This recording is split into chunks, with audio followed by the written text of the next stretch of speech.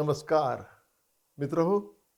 भीमभाष्य या माझ्या audio visual podcast सिरीजमध्ये आपल्या सर्वांचं मनपूर्वक स्वागत. भीमभाष्य या दृकश्राव्य महामालिकेमध्ये महामानव डॉक्टर बाबासाहेब आंबेडकरांच्या बहुआयामी प्रतिभेचे तब्बल 25 आविष्कार, 25 पैलू मी आपल्या समोर सादर करणार आहे. या दृकश्राव्य माध्यमातून डॉक्टर बाबासाहेब आंबेडकरांचे विचार, त्यांचं कार्य, त्यांचं तत्वज्ञान आणि विशेष म्हणजे त्यांनी आपल्या भारत देशासाठी जे स्वप्न पाहिलं होतं ते स्वप्न मी आपल्या सर्वांच्या समोर सादर करणार आहे. चला तर पुढे जाऊया. भीमभाष्यच्या या 52व्या एपिसोडमध्ये मी बोलणार आहे ते डॉक्टर आंबेडकरांची संसदपटू म्हणून केलेली बहुमोल कामगिरी त्याबद्दल. विधिमंडळामध्ये काम करणं हे डॉक्टर आंबेडकरांना नवीन नव्हतं. त्यांच्या कारकिर्दीच्या अगदी सुरुवातीलाच 1926 साली त्यावेळेच्या मुंबई इलाखा जो होता, मुंबई प्रांताच्या काउन्सिलवर, विधान परिषदेवर त्यांची नियुक्ती करण्यात आली होती. 1952 साली ज्यावेळी आपल्या देशात पहिल्यांदा सार्वत्रिक निवडणुका झाल्या, त्या निवडणुकांमध्ये डॉक्टर बाबासाहेब आंबेडकरांनी स्वतः ते मुंबईतून लढले आणि शेड्यूल्ड कास्ट फेडरेशन या त्यांच्या पक्षाच्या वतीनं त्या निवडणुका लढवण्यात आल्या. दुर्दैवानं त्यामध्ये त्यांना फारसं यश मिळू शकलं नाही. त्यांचा पराभव झाला.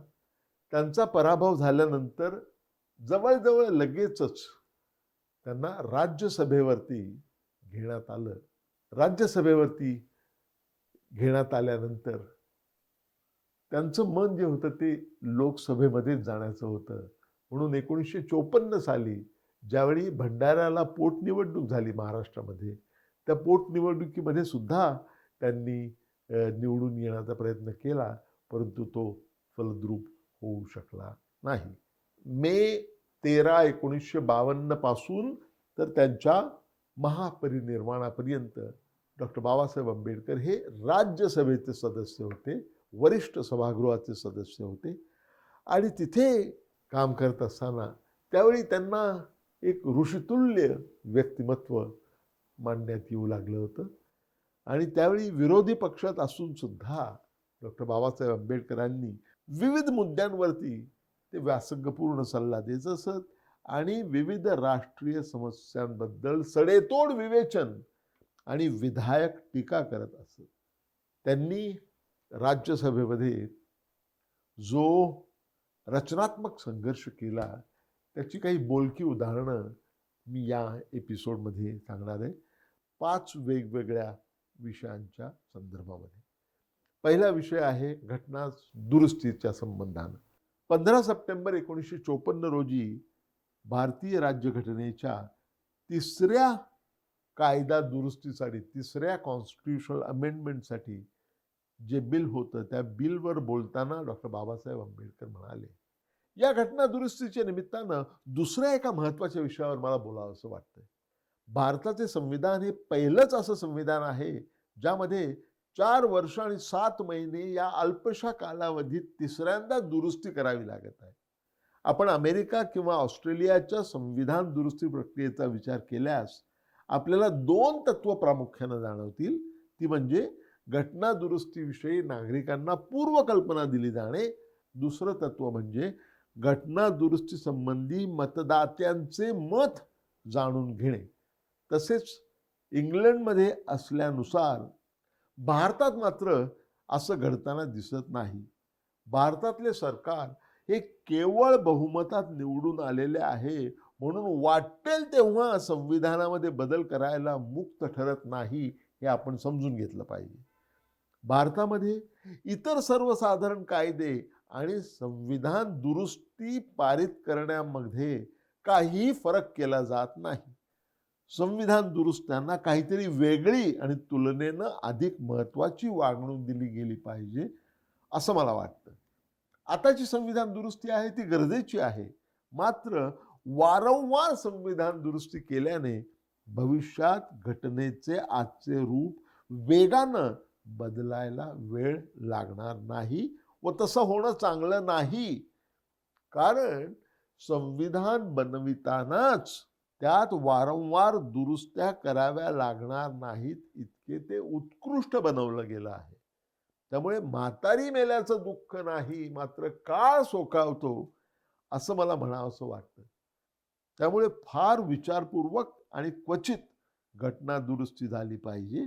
नाहीतर सहजासहजी घटना दुरुस्ती करू शकणाऱ्या कलम 368 मधली जी तरतूद आहे त्या तरतुदीचीच दुरुस्ती करणं भाग पडू शकेल असं प्रतिपादन त्यांनी केलं. आणि मी जाता जाता हे मुद्दाम सांगू इच्छितो की ज्यावेळी चौथ्या घटना दुरुस्तीवर चर्चा चालू होती त्यावेळी अचानक एका संसदेच्या एका सभासदाने मुद्दा उपस्थित केला. ते असं म्हणाले आणि मी त्यांना उद्धृत करतो आहे, मागच्या वेळेला बोलताना डॉक्टर आंबेडकर तुम्ही म्हणाला होतात की तुम्ही घटना जाळून टाकाल अनकोट. त्यावर भाष्य करताना डॉक्टर बाबासाहेब आंबेडकर म्हणाले, तुम्हाला त्याचं उत्तर हवं आहे, मी आत्ताच्या क्षणी त्याचं उत्तर देतो. यामागचं कारण असं आहे की देवानं यावं आणि राहावं यासाठी आपण मंदिर बांधतो, पण देव राहायला येण्यापूर्वीच राक्षसाने त्याचा ताबा घेतला तर मंदिर पाडण्याखेरीज आपण काय करू शकतो. राक्षसांनी तिथे राहावं असं आपल्याला कधीच वाटत नाही. याच कारणास्तव घटना जाळून टाकायला मला आवडेल असं मी म्हणालो होतो अनकोट. या नंतरचा मुद्दा आहे तो सामाजिक आर्थिक मुद्द्यांविषयी चर्चा जी राज्यसभेमध्ये झाली त्याबद्दल. 1953 सालचा अनुसूचित जाती जमातीच्या आयुक्तांचा जो अहवाल होता त्यावर चर्चा चालू असताना सप्टेंबर 6, 1954 या दिवशी डॉक्टर बाबासाहेब आंबेडकर म्हणाले, अनुसूचित जाती जमातीच्या आयुक्तांनी राष्ट्रपतींना सादर केलेला तिसरा अहवाल आहे. अनुसूचित जातींना ज्या गावकऱ्यांमध्ये ते राहतात त्यांच्याकडून अनेकानेक अन्याय, अत्याचार आणि जुलुमांना सामोरं जावं लागतं याची आपण सर्वांना कल्पना आहे. अनुसूचित जाती जमातींवर दैनंदिन जीवनात जे अन्याय अत्याचार होतात ते जाणून घेणं नक्कीच उपयुक्त ठरावं. सदर अहवालात त्याची यथायोग्य दखल घेतली जाणं अपेक्षित आणि अभिप्रेत होतं. मात्र अनुसूचित जातींसाठी अत्यंत जिव्हाळ्याच्या असलेल्या या विषयावर सदर अहवालात चकार शब्द काढण्यात आलेला नाही. त्यामुळे हा अहवाल बनावट आणि पळवून तयार केला आहे की काय अशी शंका येते. आयुक्त महाशयांना त्यांच्या जबाबदारीचा पूर्णपणे विसर पडलेला दिसतो. अनुसूचित जाती जमातींवरील अन्याय अत्याचारांच्या तक्रारी अशा प्रकारे दडपून ठेवल्या जात असतील तर जे उद्दिष्ट समोर ठेवून हे आयुक्तालय तयार करण्यात आलेलं आहे त्याच्या मूळ हेतूलाच बाधा येईल. यानंतरचा अहवाल करताना आयुक्त महाशय हे लक्षात ठेवतील आणि अस्पृश्य समाजाच्या होत असलेल्या छळाबद्दल वस्तुस्थिती आपल्या अहवालामध्ये सादर करायला त्यांना शरम वाटणार नाही अशी आशा मी करतो. पुढे त्याच अहवालावर चर्चा करताना डॉक्टर बाबासाहेब आंबेडकर म्हणाले, शासनानं ठरवून दिलेल्या ध्येय धोरणाची योग्य ती अंमलबजावणी करणे हे सर्वस्वी अधिकाराच्या जागांवर नेमलेल्या व्यक्तींवर अवलंबून असतं. शासनाचं ध्येय धोरण कितीही उत्तम असलं तरी अंमलबजावणी करणारे अधिकारी जर सहानुभूती शून्य असतील, त्या ध्येय धोरणाचे छुपे विरोधक असतील तर त्या धोरणातून काहीही फलनिष्पत्ती होऊ शकणार नाही. सध्याचं प्रशासन हे अनुसूचित जातींबद्दल पूर्णपणे उदासीन आहे, कारण त्यात सगळे उच्चवर्णीय अधिकारी भरलेले आहेत. आम्ही ज्यावेळी अनुसूचित जातींना अधिकाराच्या जागावर प्रतिनिधित्व मिळत नाही अशी ओरड करतो त्यावेळी आम्हालाच जातीयवादी ठरवण्यात येतं. खरं तर आमचा प्रयत्न आहे तो सध्या प्रचलित असलेला जातीयवाद कमी करण्याचा. मंत्री महोदयांनी एक गोष्ट पक्की ध्यानात धरावी, जोपर्यंत तुमचं प्रशासन आणि उच्चाधिकारी अनुसूचित जातींबद्दल सहानुभूती बाळगत नाहीत, तोवर तुमच्या कुठल्याही कायद्यातून, कुठल्याही ध्येय धोरणातून काहीही फलनिष्पत्ती होणार नाही. तिसरा विषय ज्याबद्दल डॉक्टर बाबासाहेब आंबेडकरांनी राज्यसभेमध्ये चर्चेमध्ये भाग घेऊन महत्त्वाचं प्रतिपादन केलं होतं, तो विषय आहे अस्पृश्यतेसंबंधी. अस्पृश्यता विरोधी विधेयक 1954 यावरील चर्चेमध्ये भाग घेताना तो दिवस होता 26 सप्टेंबर 1954. डॉक्टर बाबासाहेब आंबेडकर म्हणाले, माझ्या स्वतःच्या मार्गदर्शनासाठी काही कायद्यांची मी यादी केली असून त्यांना राज्यघटनेशी सुसंगत करण्याची अत्यंत आवश्यकता आहे असं मला वाटतं. त्यांनी अनेक उदाहरणं दिली, पण त्यातलं एक उदाहरण फक्त मी सांगतो इथे. ते म्हणतात, मला उल्लेख करा असा वाटणारा पहिला म्हणजे 1816चा मद्रास रेग्युलेशन ॲक्ट 11 हा होय. ईस्ट इंडिया कंपनीने तयार केलेला हा फौजदारी गुन्ह्याचा कायदा आहे. त्यामध्ये एक तरतूद आहे ती अशी की जर गुन्हेगार खालच्या जातीचा असेल तर त्याला जेलमध्ये घालण्याची शिक्षा करण्यात यावी, आणि गुन्हेगार जर वरच्या जातीचा असेल तर त्याला शिक्षा करण्यात येऊ नये. महोदय, हा कायदा भेदभाव पाळणारा आहे आणि तो रद्द केलाच पाहिजे, याबद्दल काहीही प्रश्न नाही.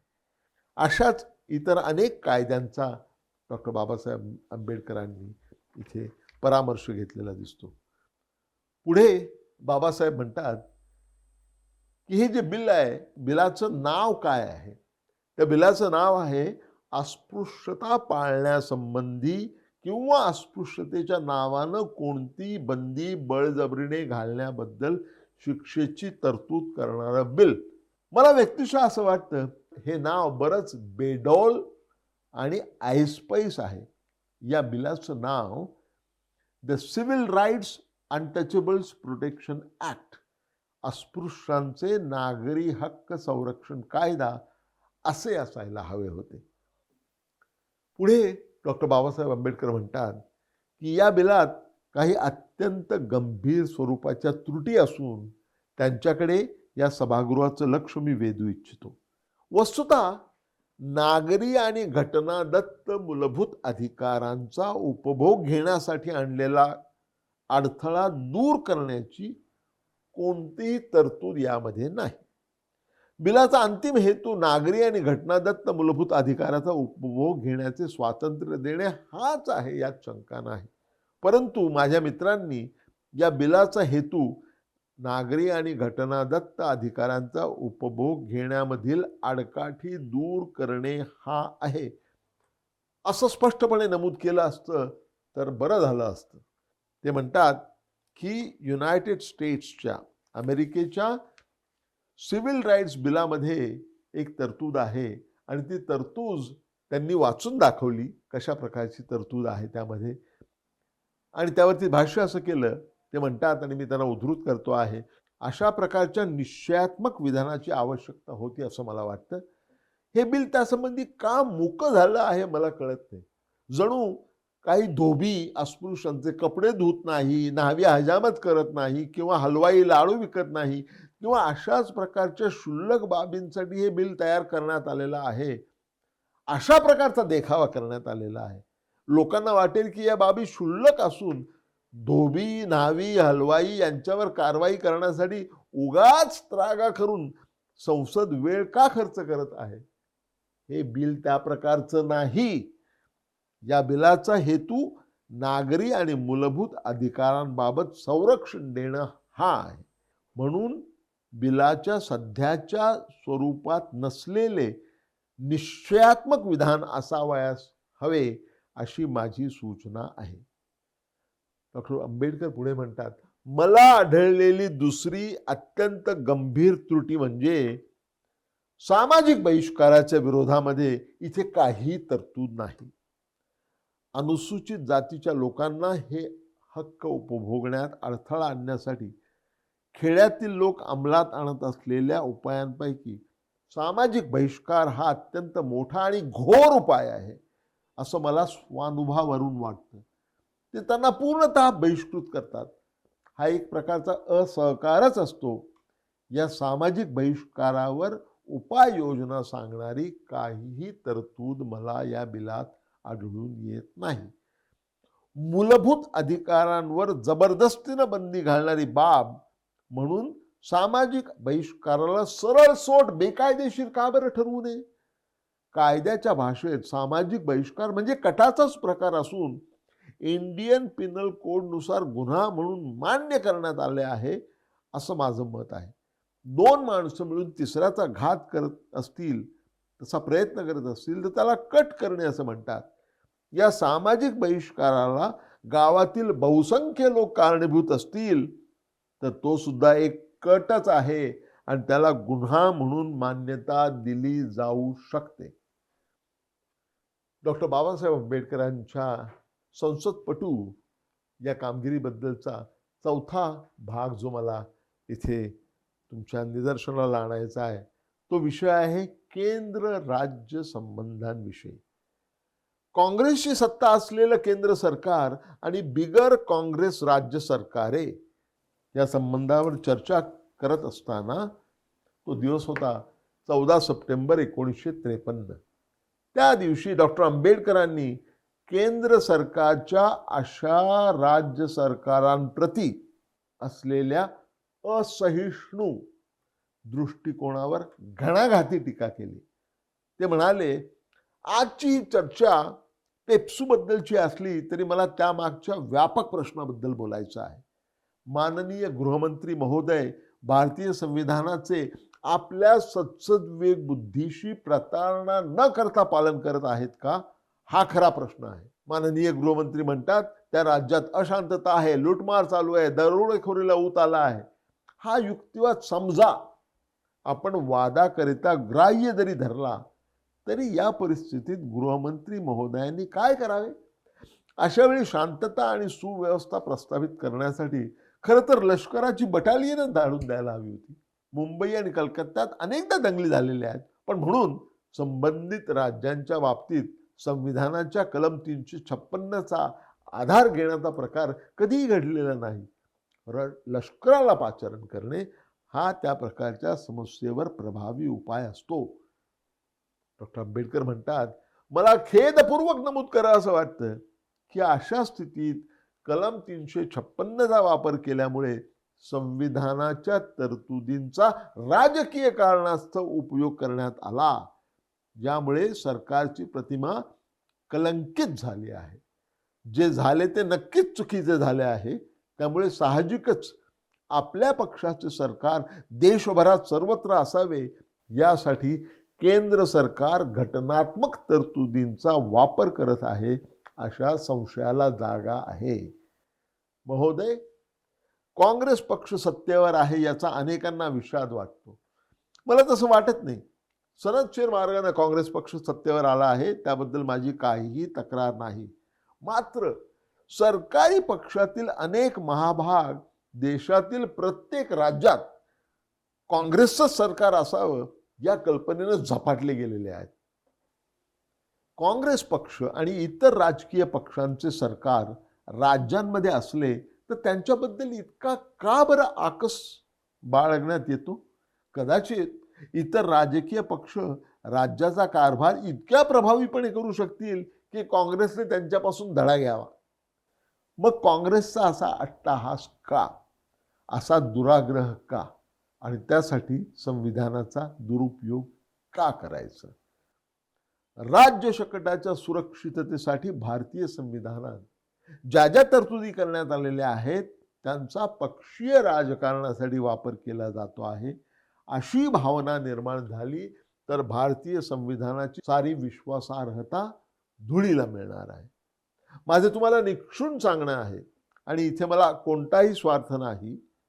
मी तुम्हाला स्वतंत्रपणे सल्ला देतो आहे की ज्या सनदशीर कामासाठी संविधानाची निर्मिती करण्यात आलेली आहे त्याच कामासाठी संविधानाचा वापर करा. त्यातून तुम्ही आदराला तर पात्र व्हालच, पण त्याचबरोबर लोकशाही प्रणित जीवनशैली जी सर्वार्थानं आपल्या देशात अनुपलब्ध आहे त्या जीवनशैलीबद्दल आपल्या देशात आदरभाव निर्माण होईल. डॉक्टर आंबेडकरांनी संसदपटू म्हणून जी महनीय कामगिरी केली त्याचा एक फार महत्त्वाचा भाग होता परराष्ट्र धोरणाविषयी त्यांनी केलेलं निवेदन आणि विवेचन. आंतरराष्ट्रीय परिस्थितीबाबत बोलताना डॉक्टर आंबेडकरांनी टीका केली की भारताचं परराष्ट्रीय धोरण हे सदोष आहे. 24 ऑगस्ट 1954 रोजी वरिष्ठ सभागृहात बोलताना डॉक्टर बाबासाहेब आंबेडकर म्हणाले, आणि मी त्यांना उद्धृत करतो आहे, सरकारचं परराष्ट्र धोरण ज्यावर आधारित आहे त्या तत्वांची चर्चा आपण करणार आहोत. पंतप्रधानांनी मुख्यत्वे करून 3 तत्व मांडलेली आहेत. एक शांतता, दुसरं साम्यवाद आणि मुक्त लोकशाही यांच्या दरम्यान सहअस्तित्व, आणि तिसरं सिएटोला विरोध. या 3 गोष्टींवर त्यांचं परराष्ट्र धोरण आधारित आहे. या तत्वांची वैधता आणि पुरेसेपण याचं मूल्यांकन करण्यासाठी थोडी पार्श्वभूमी समजावून घेणं आवश्यक आहे. मे 1945 मध्ये ज्यावेळी दुसरं महायुद्ध संपलं त्यावेळी रशियानं 10 युरोपियन राज्य गिळंकृत करून टाकली. त्यामध्ये जर्मनी, ऑस्ट्रिया, नॉर्वे, डॅनिश काही भागांचा रशियाने हस्तगत केलेला आहे. सुदूर पूर्वेला रशियाने चीनचा प्रदेश, मांचुरिया, कोरिया आणि इतर काही प्रदेश स्वतःला जोडून घेतलेला आहे. ही पार्श्वभूमी पाहता आपले परराष्ट्र धोरण ज्या तत्वांवर आधारित आहे त्याचं पुरेसेपण आपण विचारात घेतलं पाहिजे. आपल्याला शांतता जरूर हवी आहे, परंतु तिची किती किंमत मोजावी लागते आहे. देशाचे तुकडे करून शांतता खरेदी करता येत नाही, आणि असे देशांचे तुकडे कोणाला द्यायचे तर जे साम्यवाद पसरत आहेत त्यांना. आकडेवारी पाहता साम्यवादी देश हे एका महाकाय राक्षसासारखे आहेत. देशांना मुक्त करण्याच्या सिद्धांतांचा बहाणा करीत त्यांना गिळंकृत करीत एक महाकाय देश चाललेला आहे. रशियन मुक्तीच्या लढ्यानंतर गुलामी अपरिहार्य आहे, स्वातंत्र्य नाही. आपण एका महाकाय राक्षसाच्या घशात सतत ओतत आहोत, आणि एक दिवस तुमच्याकडे वळून तर नक्कीच म्हणेल की माझं आता सर्व काही खाऊन झालेलं आहे, आता तूच राहिला आहेस आणि तुला खाण्याची माझी इच्छा आहे.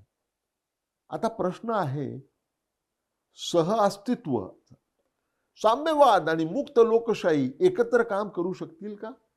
एकत्र नांदू शकतील का? त्यांच्यात काही संघर्ष होणार नाही आशा करणे शक्य आहे का? मला तर हा सिद्धांत पूर्णपणे विसंगत वाटतो. साम्यवाद हा जंगली वणव्यासारखा आहे, वाटेत येणारा तो सर्व काही फस्त करून टाकतो. आपल्या परराष्ट्र धोरणात भूगोल अत्यंत महत्त्वाचा आहे, हे विसरून चालणार नाही. कॅनडासाठी जे चांगले ते आपल्यासाठी असेलच असं नाही. त्यामुळे पंतप्रधानांनी सहअस्तित्वाचं तत्व फारसा विचार करून स्वीकारलेलं मला तरी दिसत नाही. आता तिसरा प्रश्न तो आहे सिएटोला केलेल्या विरोधाबद्दल. सिएटो म्हणजे south east Asia treaty organisation, म्हणजे दक्षिण पूर्व आशिया यांच्या सामुदायिक सुरक्षेसाठी केलेली संघटना. ती अमेरिकेच्या पुढाकाराने तयार करण्यात आली. डॉक्टर बाबासाहेब आंबेडकर म्हणतात, आणि मी त्यांना उद्धृत करतो आहे, सिएटोला असलेला आपला विरोध 2 स्रोतांमधून आलेला दिसतो. एक तर स्वतः पंतप्रधान आणि अमेरिका यांच्या दरम्यान एक विभक्तपणाची भावना आहे. हे एक कारण आहे ज्यामुळे अमेरिकेतून येणाऱ्या कोणत्याही गोष्टीबाबत त्यांना दुस्वास वाटतो. दुसरं कारण म्हणजे भारत सिएटोमध्ये सामील झाला तर रशियाला काय वाटेल याची भीती. सिएटोच्या गुणधर्मांबद्दल या सभागृहाला काही पार्श्वभूमी देण्याची गरज आहे. रशियन वर्चस्वाखाली आलेल्या देशांची यादी तुम्ही एकदा नजरेखालून घाला. त्यामध्ये 10 देश आहेत. त्यामध्ये आहेत Finland, Estonia, Latvia, Lithuania, Poland, Czechoslovakia, Hungary, Romania, Bulgaria आणि अल्बानिया असे 10 देश रशियाने घशात घातलेले आहेत. असं डॉक्टर बाबासाहेब आंबेडकरांनी म्हटलेलं आहे. दुसऱ्या महायुद्धात अमेरिकेने केलेल्या मूर्खपणामुळे हे प्रामुख्याने घडलं. रूझवेल्ट यांच्या संमतीनं आणि चर्चिल यांच्या नाखुशीनं रशियनांनी हे भूप्रदेश ताब्यात घेतले. हिटलर विरुद्ध विजय मिळाल्यास्तव इतक्या देशांच्या स्वातंत्र्याचं बलिदान करून आपण फार मोठी भयानक चूक केलेली आहे, असं युद्ध संपल्यानंतर चर्चिल यांनी सांगितलं. वस्तुतः या देशांनी रशियाला असं करण्यापासून रोखून ते देश मुक्त करायला हवे होते, परंतु त्यांच्यात तसा कुठलाच दम नाही. रशियाने आता ताब्यात घेतलेल्या 10 देशांवर समाधानी राहावं असं त्यांचं म्हणणं आहे. आणि आता रशियाने आणखी हातपाय पसरू नये किंवा चीनने मुक्त जगाचा आणखी भाग गिळंकृत करू नये म्हणून ते सिएटोचं नियोजन करीत आहेत. कोणत्याही देशावर आक्रमण होण्यापासून रोखण्याचा सिएटोचा उद्देश आहे. मग भारतावर आक्रमण सुद्धा होऊ शकतं, नाही का? भारत एका बाजूने पाकिस्तान आणि मुस्लिम देशाद्वारे वेढलेला आहे आणि चीन्यांना ल्हासापर्यंत ताबा घेण्याची परवानगी देऊन पंतप्रधानांनी त्यांना त्यांची हद्द भारतीय हद्दीपर्यंत ओढण्याची मुभा दिलेली आहे. डॉक्टर आंबेडकर म्हणतात, आपल्या परराष्ट्र धोरणाचा मुख्य उद्देश अन्य देशांच्या समस्या सोडवणं हा आहे, आपल्या स्वतःच्या नव्हे. आपली काश्मीर समस्या आपण कधीच सोडवू शकलो नाही. ही एक समस्या आहे हे सर्वजण विसरूनच गेलेले आहेत. माओ यांनी स्वीकारलेल्या आणि हल्लाबंदीच्या तिबेट करारात नोंदलेल्या कथित पंचशील तत्वांवर पंतप्रधान विसंबून आहेत. त्यांनी पंचशील गांभीर्याने घेतलेलं आहे हे पाहून मला काहीसं आश्चर्य वाटतं. पंचशील हा बौद्ध धर्माचा अत्यावश्यक हिस्सा आहे आणि माओ यांची पंचशीलवर काही श्रद्धा असेल तर ते त्यांच्या देशातील बौद्धांना वेगळ्या पद्धतीची वागणूक देतील. पंचशीलला राजकारणात काहीही स्थान नाही आणि एखाद्या कम्युनिस्ट देशाच्या राजकारणात तर नाहीच नाही. कम्युनिस्ट देश ज्यावर चालतात ते सर्वज्ञात तत्व म्हणजे नैतिकता ही सदैव अस्थिर असते. आजची नैतिकता ही उद्याची नैतिकता नसते.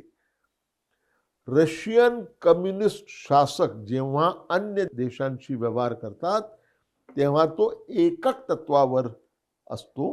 व्यवहार संपला की काम संपलं, पुढे काही देणं घेणं नाही. पंतप्रधान तत्व सांगतायत आशियाच्या भल्यासाठी आशिया. खरं आहे ते, पण आज आशिया एकसंध आहे का?